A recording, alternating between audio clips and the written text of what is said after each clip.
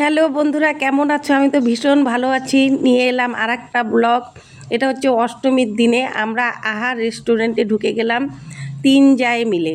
কেননা তিন জাই ঘুরতে গিয়েছিলাম, আর জায়ের ছোটো মেয়েটা একটু শরীরটা ভালো ছিল না দেখে যাকে বলেছিলাম আগের দিনও ঘুরতে যেতে আমাদের সাথে, তা ও যায়নি, বলছে যাও, আমি পরের দিন দিনের বেলা তোমাদের সাথে যাব। তার সত্যি ছোটো যা আমাদের সাথে চলে এলো। তা সব ঠাকুর দেখার পরে আমরা ভাবলাম দুপুরে আহারেই খেয়ে যাই, যেহেতু এসেছি। আর পুজোর কদিন আমরা একটু বাইরেই বেশি খাওয়া দাওয়া করি, সেভাবে বাড়িতে রান্না বান্না হয় না। তা দুই যা বসে পড়েছে। তা ছোটো যা বলছে কি খাবে, অর্ডার দাও। তা আমি বললাম না, তুমি অর্ডার দাও কি। আর কেননা খাওয়াটা ছোটো যাই খাইয়েছে আমাদের সবাইকে, আমি না বলেছি যে ও ছোট, ও কেন খাওয়াবে। তা বলছে না দিদি, এই বছর আমি তোমাদের খাওয়াবো। তা ও 2-3 দিন আগের থেকে বলতেছিল।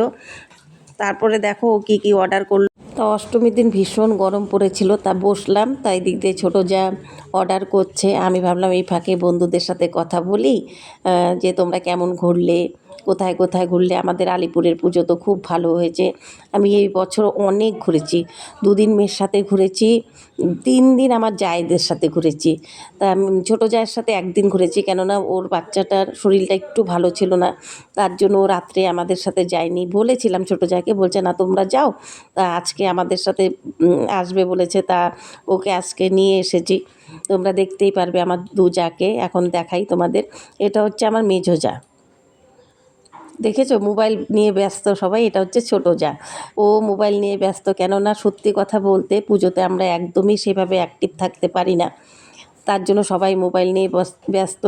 যেখানেই যাই একটু সময় পেলেই, বসার মতো সময় পেলেই সেখানেই মোবাইল অ্যাক্টিভ হয়ে থাকি, অ্যাক্টিভ হয়ে যাই। অর্ডার করার 10 মিনিট পরে গরম গরম খাবার চলে এসেছে। তা আমি মেজোজাকে বলছি তুমি বারো, তা মেজোজা বলছে না তুমি বারো। তা আমি আবার সত্যি কথা আগেও তোমাদের বলেছি, আমি না দিতে পারি না। আমি রান্না করতে ভীষণ ভালোবাসি, কিন্তু সেভাবে সবাইকে দিতে পারি না। তা আমার মেজোজাই সবাইকে বেড়ে দিল। তা অর্ডার করা হয়েছিল চিকেন কষা আর হচ্ছে মাটন। যেহেতু আমি চিকেনটা খাই না, তা আমার জন্য মাটন করেছিল। তা মাটন এতটাই বেশি ছিল যে আমি বলেছি তোমরা সবাই নাও, আমাকে 1 টুকরা দিলেই হবে। তা না, এখানে 4 টুকরা বড় বড় ছিল। তা আমি আর মেঝো যা 1.5 টুকরা করে খেয়েছি, 1.5টা করে। আর ছোটো যা একটা খেয়েছে, ও আবার চিকেন ভালোবাসে, ও মাটন ভালোবাসে না। তা আমার মেঝো যাও চিকেন ভালোবাসে, আমি শুধু মাটনটা ভালোবাসি। সত্যি খুব ভালো ছিল খাবারগুলো, খুব ভালো। আমি দেখছি মনে হচ্ছে আজকেও গিয়ে খাই নাকি, এরকম মনে হচ্ছে। যাই হোক, তোমাদের এতটুকুই দেখাচ্ছি, আর একটু দেখাচ্ছি ওদের। তা আমার দুই জাকে তো দেখলেই। তা এখন আমি খাচ্ছি আর তোমাদের সাথে কথা বলছি। আমি আবার খেতে বসলে একটু ঢং না করলে ভাল লাগে না, দেখেছো, একটু ঢং করে নিলাম। তা ঢং করলে একটু ভালোই লাগে, আর আমরা মেয়ে মানুষ, আমাদের একটু ঢং না করলে ভালোও লাগে না। তা এদিক দিয়ে আমার যাকেও দেখাচ্ছি, দেখি দেখাতে পারি কি না। আমি তো খাওয়া নিয়েই ব্যস্ত, এতক্ষণ তো দেখালামই।